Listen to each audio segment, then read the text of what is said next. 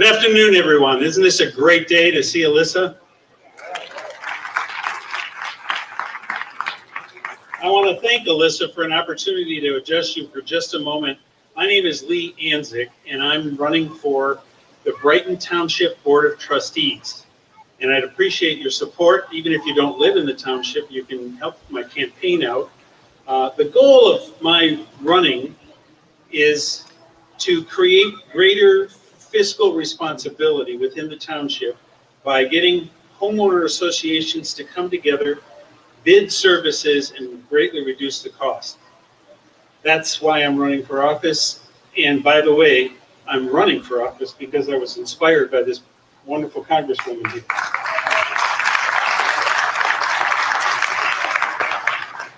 So if you're interested in helping me out, you can reach me at anzik4brighton.com.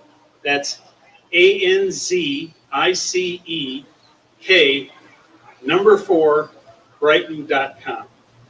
Thank you very much for your time, and it's now my privilege to introduce Dr. Tiana Rooney.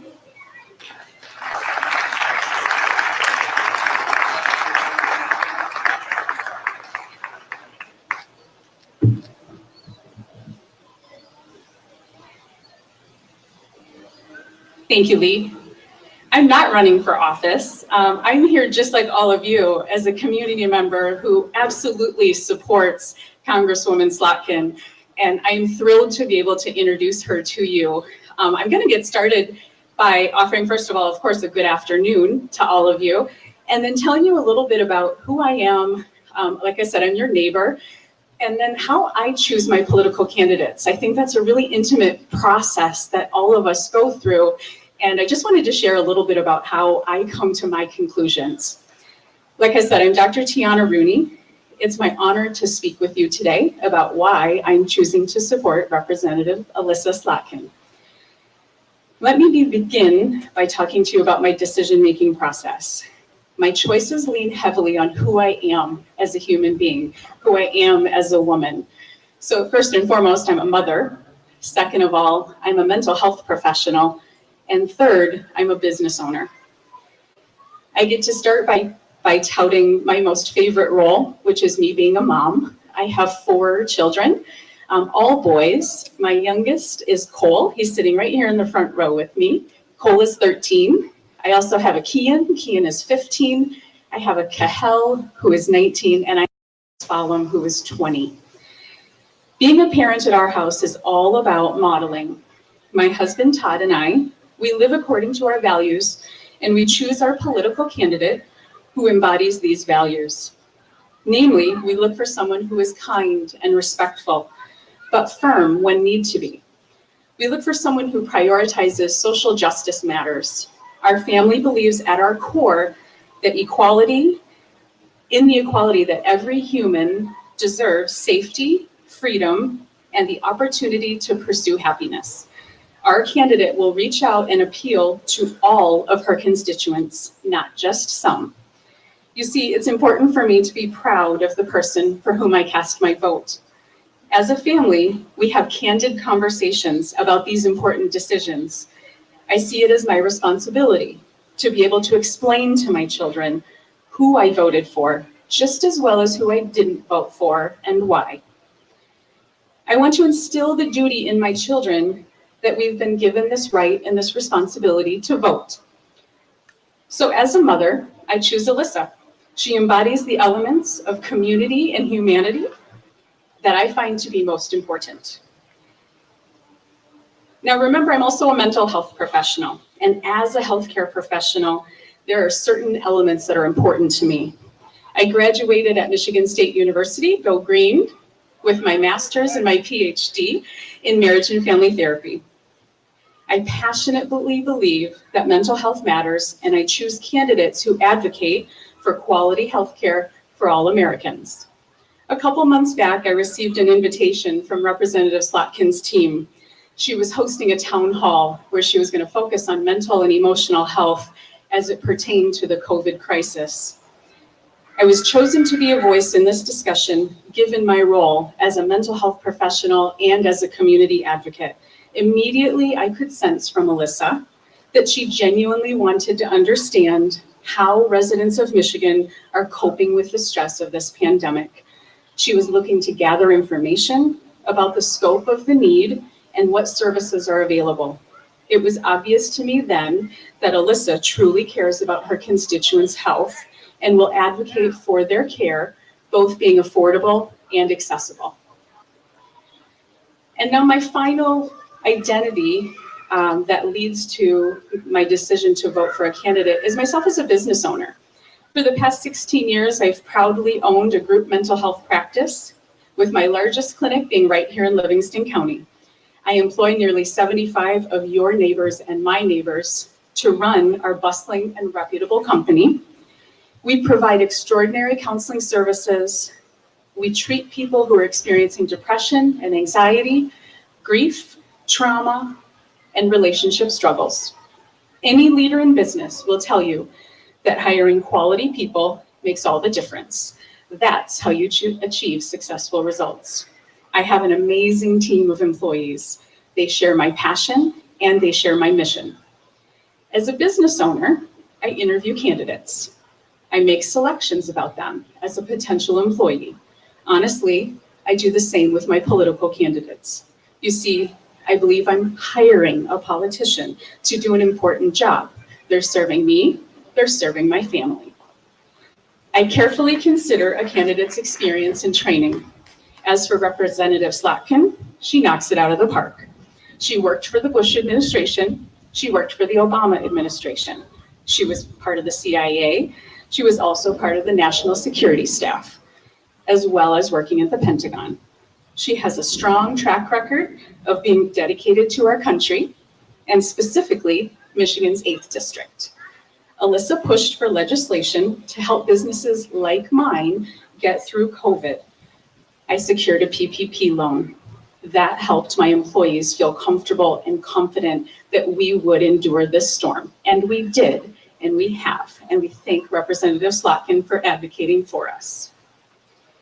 Additionally, I look for specific characteristics, those X factors that matter. They matter for my employees, they matter for my politicians. I lean towards a person who is caring and professional, who's brave and articulate, who's willing to be challenged and also open to feedback. These are the qualities that appeal to me. I believe these are vital for effective leadership. I've been struck by Alyssa's commitment to be a unifying force. She's in our community. She shows up all across the district, even in areas like Livingston County, where not everyone might agree with her. Not everyone might vote for her. But she's here. She explains her positions and she justifies her votes. She's clear and transparent. She's committed to hearing from all residents of our district, Republicans, Democrats, and independents. She's here today because she wants to reach constituents in every part of the district. And from the start of the COVID-19 crisis, she's been nonstop in her outreach to elected officials, business owners, essential workers, community members, and making sure that our district has what we need to get through this pandemic. I'm here today because I think re-electing Alyssa Slotkin is vital for our community. She possesses an abundance of qualities that lead me to be excited to cast my vote for her. I will eagerly look to hire Representative Slotkin for another term in this November's election. And now, I'm proud to introduce, and I humbly ask all of you to join me in welcoming Congresswoman Alyssa Slotkin.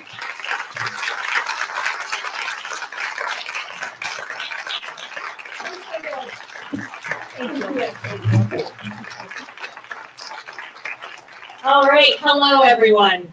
Well, it is so good that the weather cooperated.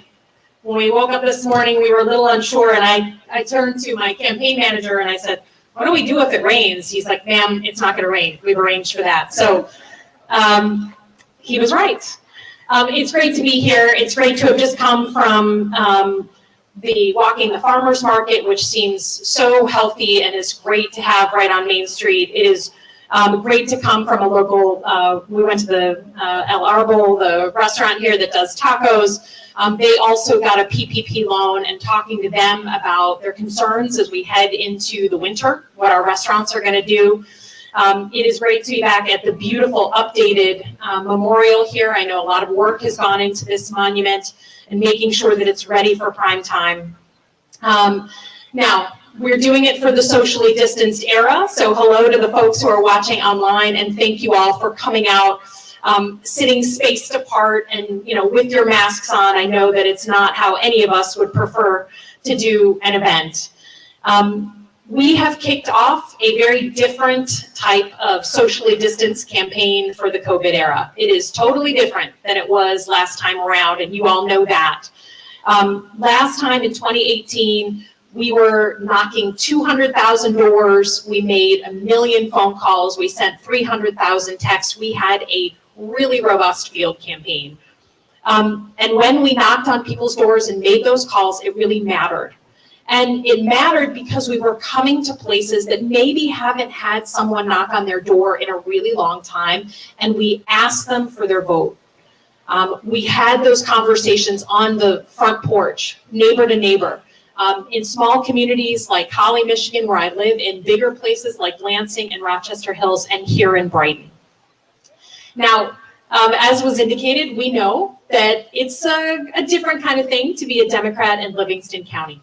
And we made the point of coming here to this county more than any other place that we've been. We have 3 counties in our district because it was extremely important to me to make the point that even if you didn't vote for me, it is my responsibility to represent you, to listen to you, to be transparent. And even if we don't agree, we don't have to be disagreeable.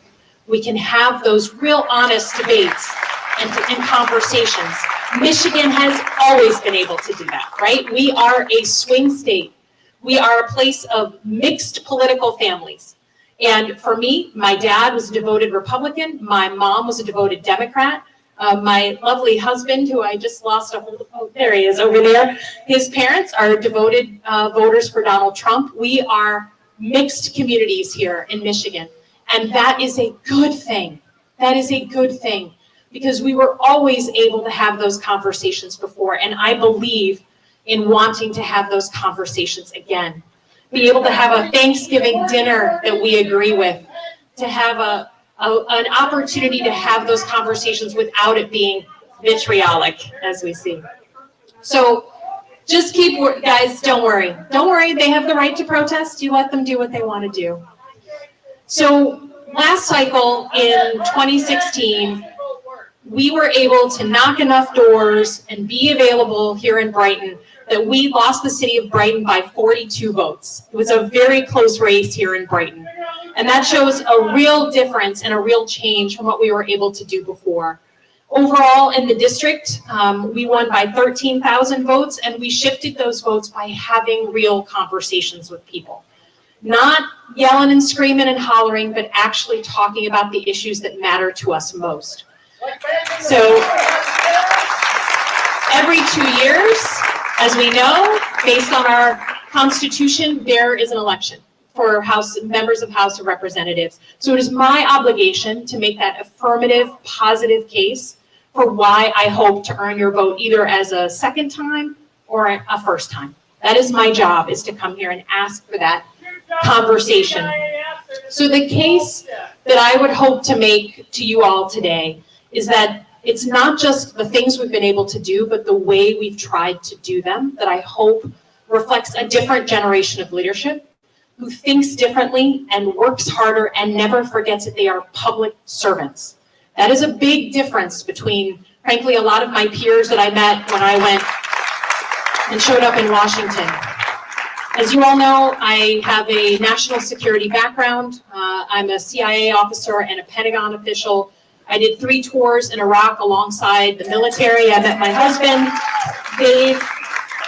Dave is a career Army colonel, of Apache pilot, and we met in Saddam's palace in the Green Zone. It was a Green Zone romance. And Dave had 2 stepdaughters, both in service. One is a brand new Army officer, and the other one is a physician for the VA. So we are service people.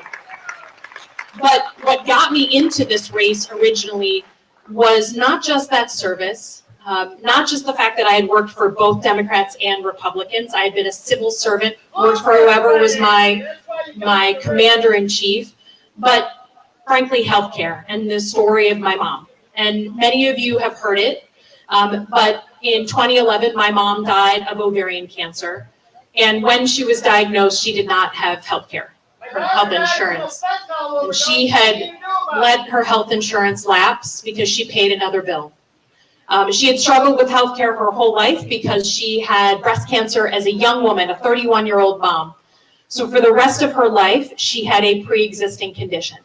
And so for the rest of her life, insurance companies were able to charge her whatever they wanted in order for her to have insurance. They were able legally to gouge anyone with a pre-existing condition. So she went off and on insurance since 1986 when my parents divorced. For one point, she went for 5.5 years with no insurance.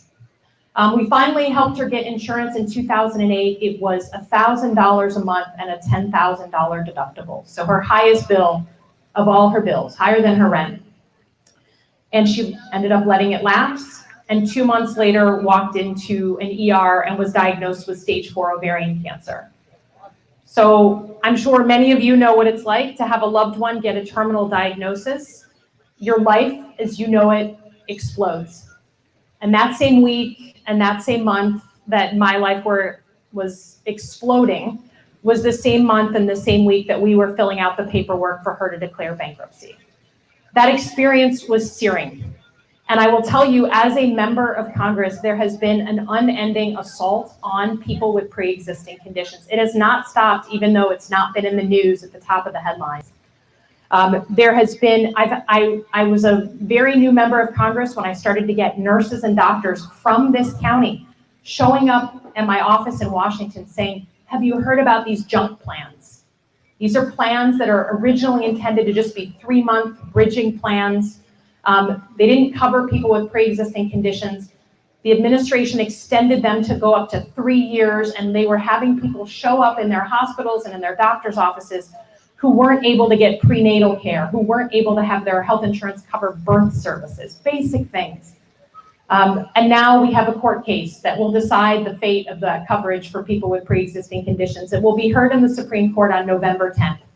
And if the underlying conditions are overturned, the legal basis, then 20 million people will lose their health insurance soon after. So watch this space. It has not stopped. And I see my mom everywhere because I can't go to a grocery store without someone coming up to me talking about the price of their health insurance, or more commonly now, the price of their prescription drugs. I have a friend in Holly. Her name is Sarah Stark. She is a type 1 diabetic. She spends more money per month on her insulin costs than she does on her mortgage. And insulin was invented in the 1920s, and the patent was sold for $1. We are spending too much on our prescription drugs. I know there are folks in the audience today who I recognize who are pharmacists who tell me about how customers come up to their counter, they give them their prescription, they look at the price, and they just put it back down and walk out. We've all heard and seen that happen. Those are the things that I went to Washington to work on. The price of healthcare, the price of prescription drugs, and since we're in Livingston County, PFAS and our water quality. Right now, Livingston County has 4 PFAS contamination sites. If you live down by the chain of lakes, you certainly know what I'm talking about. And I'm extremely proud that of the 9 bills or the 9 provisions we've been able to pass into law, 6 of them are on PFAS. Just this very basic idea that you should be able to enjoy your lakefront property without worrying that foam would touch your child or your dog. You shouldn't have to worry about fishing in the lake or in the Huron River and eating the fish. You shouldn't question that your water is clean or not. Those are things you shouldn't have to do as a homeowner, as a citizen. So PFAS is something I've spent quite a bit of time on. Now, in addition to those 9 bills that we've been able to turn into law, we've introduced another 22 into the House of Representatives, all of them bipartisan. the 9 provisions that we turned into law, President Trump signed those. They're all bipartisan. And in addition to the things we've been able to do, it's important to me the way we go about them. Because I worked for both administrations, Democrat and Republican, because I'm from a service family, I believe in bipartisanship in my bones. There is no way to get anything done and to make practical progress without working across the aisle. It's just not possible. So one of the things that I did when I first joined, literally January of 2019, is I joined something called the Problem Solvers Caucus. It's the only bipartisan caucus in the entire Congress that meets every week and works on joint legislation. And right now, that caucus is doing tremendous amount of work trying to get all sides back to the table to negotiate another COVID emergency bill. That is what we've been meeting every single day on, trying to get everyone back to the table. Now, one of the issues that became front and center for me was obviously everything that's happened on the public health side and on the economic side due to COVID. We got walloped here in Michigan on COVID, and obviously we're still dealing with both the public health and the economic fallout. And one of the experiences I had, the crazy experiences I had as a member of Congress during March and April, was trying to get personal protective equipment for our frontline workers, for our hospitals, for St. Joe's just up the street here. I was having nurses and doctors literally calling my phone lines, sobbing into the phones because they were sharing masks, they didn't have enough gear, they were dealing with COVID patients and sharing gowns, they were buying scuba gear and goggles from just stores just to have something to protect themselves. We were able to get hundreds of thousands of masks on contract with the state by reaching out to anyone and everyone who had contacts in China who could possibly get us that equipment. And I will tell you, the idea that we are having to negotiate for a 78-cent mask so that our nurses have basic protection is egregious. It is a failure of our supply chains. It is a failure. We have outsourced our supply chains so far to China that when we needed it most, when we needed that stuff just to protect ourselves, we were haggling with middlemen in the middle of a rural Chinese factory, just trying to get our hands on this equipment. That's insane. So we just introduced 8 pieces of legislation, again, 9 Democrats, 9 Republicans, on making medical supplies and pharmaceuticals in this country, having some surge capacity in this country. And that has become an obsession of mine because of the way our national security was threatened when we did not have the medical equipment we needed. And we were just lucky that we didn't have a run on pharmaceuticals. Most of our pharmaceuticals are made in another country, mainly China and India. And it was just, you should have seen the diabetic community. They were so worried that there was going to be a run on prescription drugs, on insulin. Secure the border. So one of the other things that's been extremely important is the spirit with which we try to conduct ourselves. And despite colleagues to the contrary, I believe that we can still have elected leaders that are civil and decent and care about the example they set for our children. And I will not give up on that. And it doesn't matter how many people disagree. I want to be able to turn on the TV and have my nieces and my nephews and my kids look at that example and say, that is how our elected leaders should act. They should disagree without being disagreeable. They should be able to have real policy debates without being harmful to each other. And in Michigan, this is our bread and butter. This is how we were all raised, and I am not going to give up on that. So I would say, lastly, because we have such a different campaign, because of COVID, because we aren't able to knock doors in the same way, because we aren't able to see as many people, it is even more important that you all consider helping us out in a very basic way. Number one, just taking a yard sign, putting on a t-shirt, just talking about our campaign with those in your community. If you're willing to do a volunteer shift, if you're willing to sign up with our team here at the back table, I'm telling you, it makes a difference to have these person-to-person conversations. We have phone banking, we have contactless canvassing where you can still get in your steps every day, but not knock on anyone's door, you leave something on their door. There's lots of ways to get involved. Even just a one-time shift would be such a help to us. It has been the greatest privilege of my life to be able to serve this community. I believe in this community. I believe in what we can do when we work together in my bones. And I believe that the fight is still on. We have to fight for a country that we believe in, that we feel is becoming of the place that we love. I believe in that, and it has been my honor to do so and to serve in that way, and I hope to earn your vote this coming November. Thank you very much. All right, I know we are going to take some questions.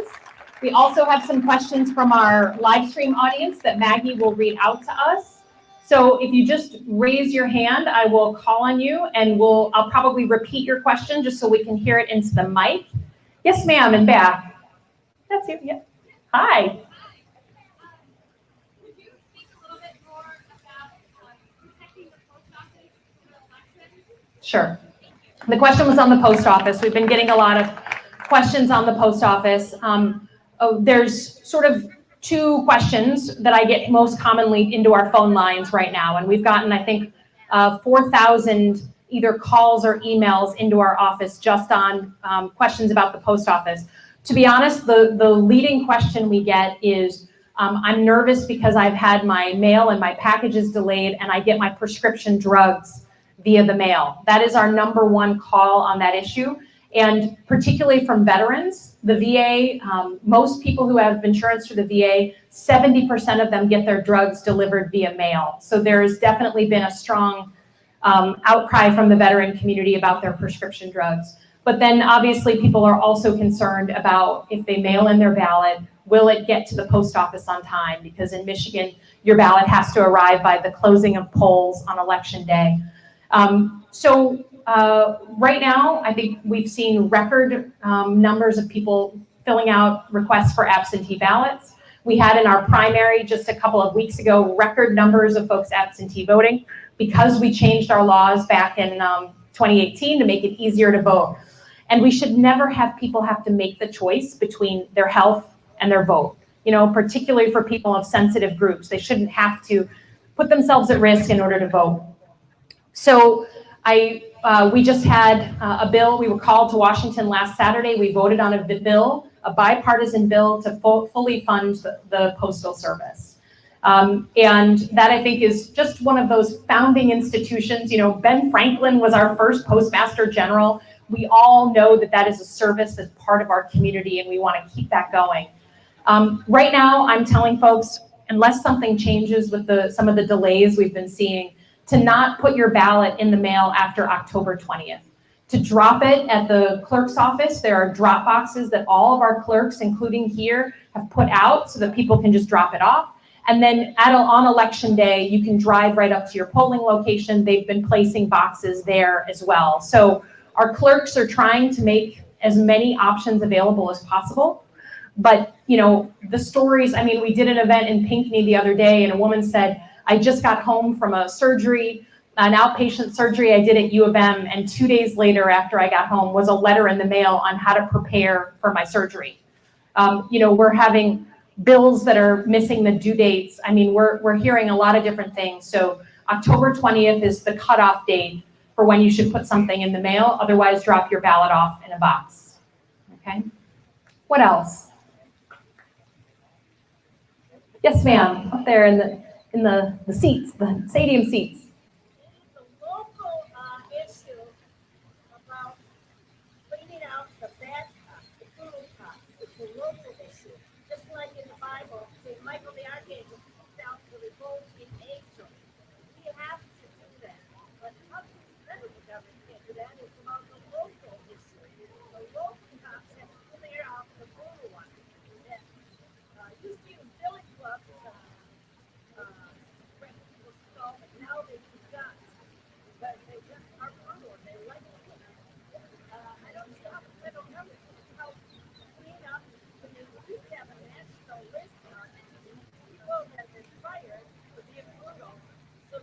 hire security guards and stuff like that.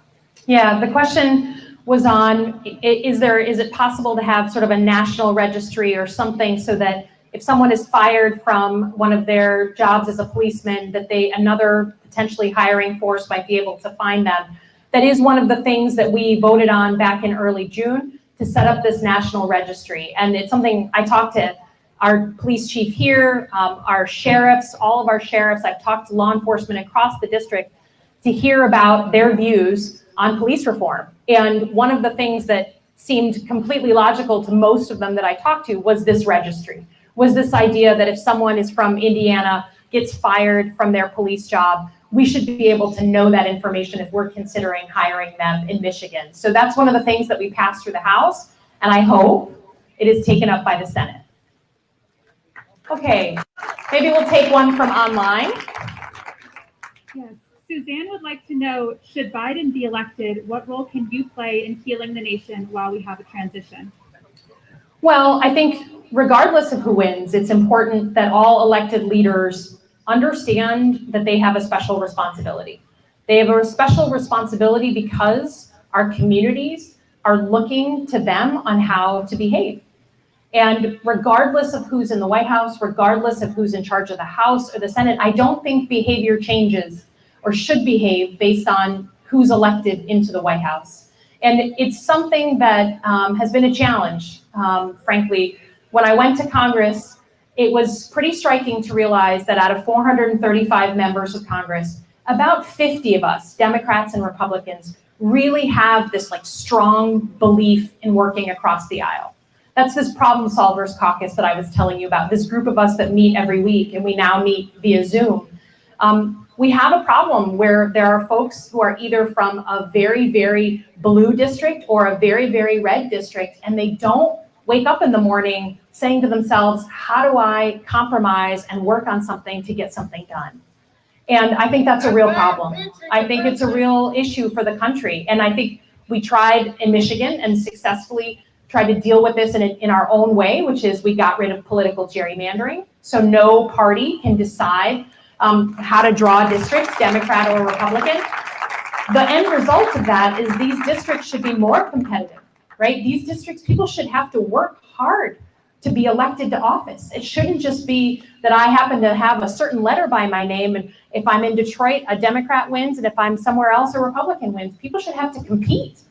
And it's been an education process for me to work with folks who literally have gone 20 or 30 years on both sides of the aisle and have never felt compelled to work together. It's something that just cannot go on. It's not right for the health of our country. And I just won't subscribe to that. Yes, sir.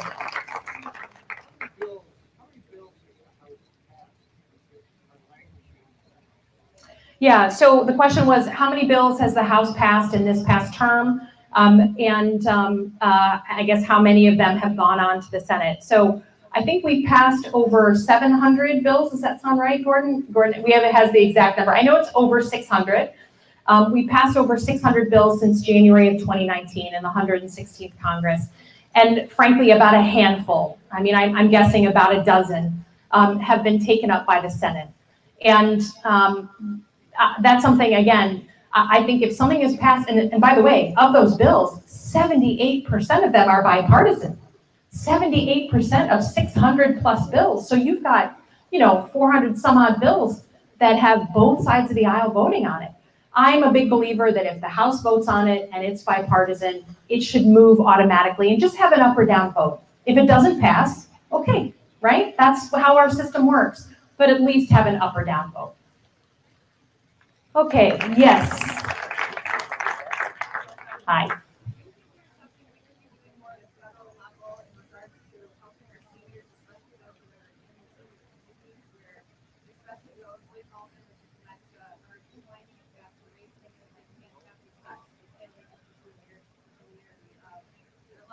Yeah.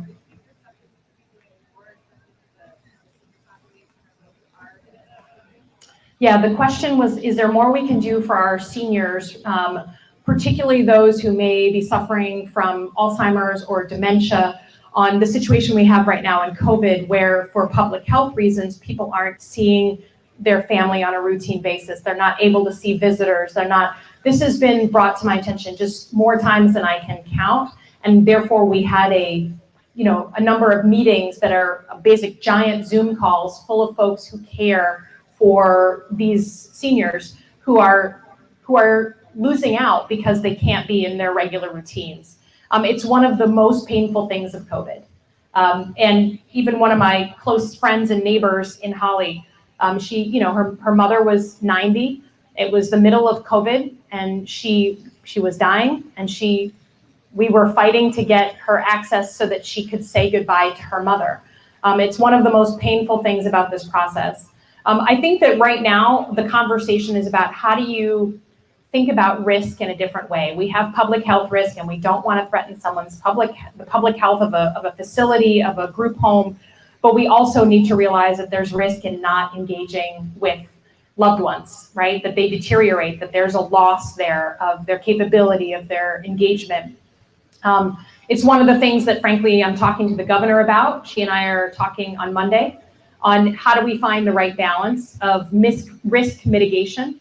But frankly, the other things, as you know, that we need for folks who have Alzheimer's and dementia is research dollars to understand these diseases, to understand how do we stop or slow the deterioration when someone is diagnosed with Alzheimer's or dementia. You know, because you're very active in advocacy. I cannot tell you, being a member of Congress, squeaky wheel gets the grease. The people who engage us and involve our office in the conversation really move us. Just like you and your mom, who's filming me right now, when you first came and talked to us, frankly, here in Brighton, in a restaurant, and you told me about your experience with your grandma. I didn't have anyone in my family who was suffering from Alzheimer's. And the way you told the story and were so personal about it and what it was like for both of you to support her at home and how desperately some home visitor coverage would have helped you, like go grocery shopping and do the laundry, that affects me. And that affects the way that we advocate for these causes when we go to Washington. So advocacy, continue it, pushing for research dollars, but also managing risk in a really difficult time during a pandemic. All right, Maggie, do you want to take another one from online? Yes, Robin would like to know what big changes could the current administration make between November and January? Well, there's lots of things that can go on between November and January. The things that I pay a lot of attention to is whenever our country is focusing on things like a national election. As a national security person, I'm always aware that that's a sensitive time that we could have a problem militarily, right? The Iranians or the Chinese could do something stupid and thinking that we are focused on other things. So I look for the possibility of sort of a surprise military operation. I certainly think that it's important that for the entire country, that regardless of what happens in November, we all commit to a peaceful transition, right? Whether it's another term of President Trump or it's going to be Biden, you have to have laws and rules govern the process of transition. That is extremely important to me because these are laws and rules that were laid out in the US Constitution. And I don't think any of us wants to ignore the US Constitution. What else? Yes, ma'am, with the stroller.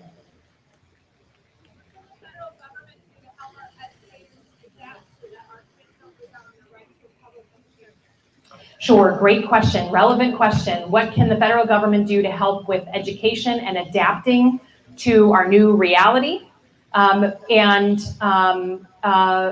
truth is, we have learned quite a bit since March on how to engage folks online, on how to, the positives and negatives of dealing with education virtually.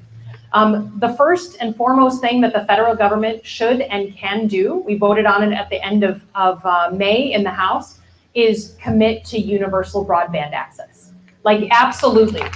And we have felt it, particularly here in Livingston County. I was just in Fowlerville with the superintendent of the Fowlerville schools. They've got 30% of their kids who don't have access to broadband.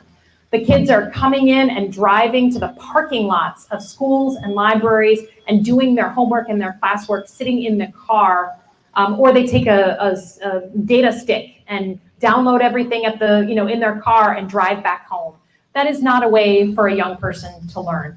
So we need universal access, and not just access, right? Has anyone had the experience of having like you online, your spouse online, your kids online, and suddenly you can't really get the work done? So it's about bandwidth, and a lot of our communities out here in Livingston County don't have enough bandwidth. And then it's about devices and making sure that if a young person needs to work from home, that they have access to a device that allows them to actually get on the network. So we need universal broadband, and we need to start thinking about it like a utility. You wouldn't buy a home and ever expect that it wouldn't have water, right? Or wouldn't have access to electricity. And I think broadband is just becoming a public, just becoming a utility. And then secondly, we know our schools are doing amazing work to try and adapt to the situation. They are cleaning in a different way. They are teaching in a different way. They are having kids arrive and depart in a different way. They are doing everything in a different way, and that takes resources. And the federal government needs to help and expand the availability of resources for things like adaptation due to COVID. And while we have a pretty massive hole in our state budget right now, a $6 billion hole, it is critically important that we be able to get the resources in to help with those adaptations, or else the kids who deserve and who have a right to education aren't going to be able to access it. Yes, ma'am. Yeah.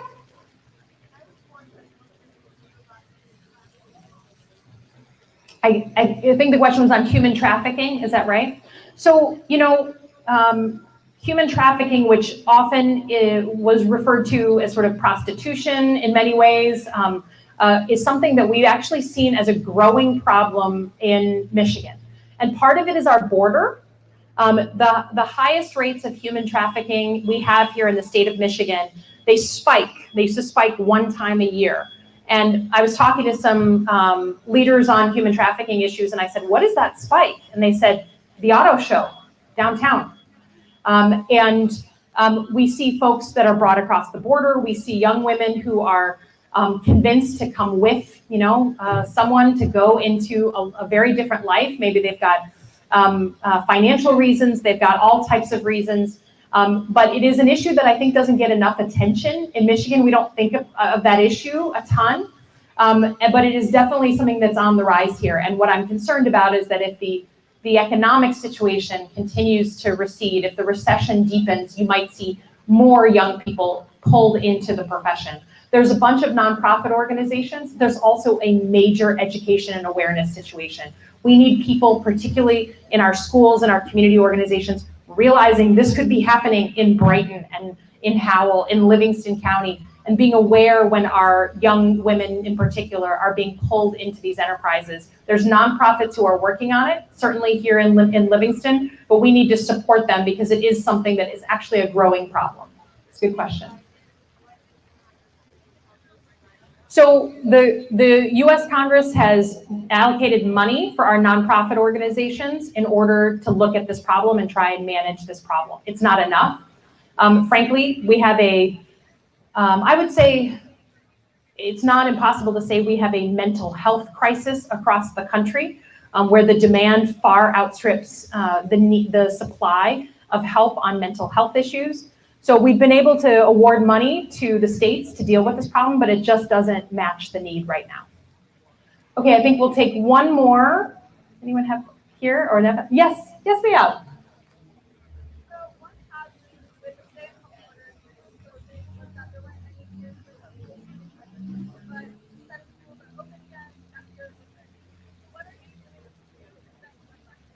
Sure, the question was on gun violence, that while attention may have come off this issue because of COVID and people not being in schools, now that schools are opening up again, what is our approach to dealing with this issue?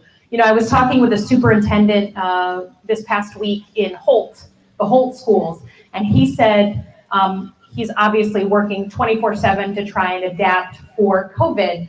But what he's concerned about are the problems that no one is thinking about right now. And he said last year, all I was thinking about was, how do I control and manage access to the school? How do I create barriers so that people can't come in? How do I make sure we identify students who may be suffering with some mental health challenges and might be problems, that could lead to hopefully not, but gun violence.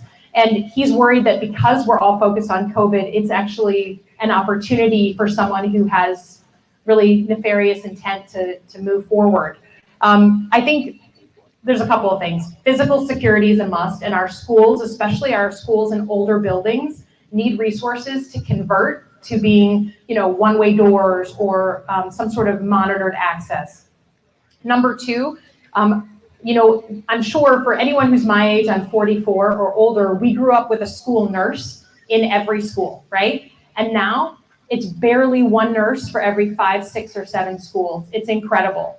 And if you don't have someone thinking about the kids' health every day and identifying those kids who may have a physical issue, may have a mental health issue, it's just much harder to identify someone who may be going down the wrong path. We also know that there's just, I'm not a believer in arming teachers. I'm not a believer in bringing more weapons into the school, especially people who are untrained. I went through weapons training when I went and was sent to Iraq, both on a Glock and an M4. And the difference between target shooting and then shooting when there's actual gunfire and a combat scenario going on around you is totally different. And so people who are not trained should not be holding guns. And especially our teachers who already have too much to worry about. But I will tell you that if you look at how gun violence, especially around our schools, works, I do see it as a public health challenge.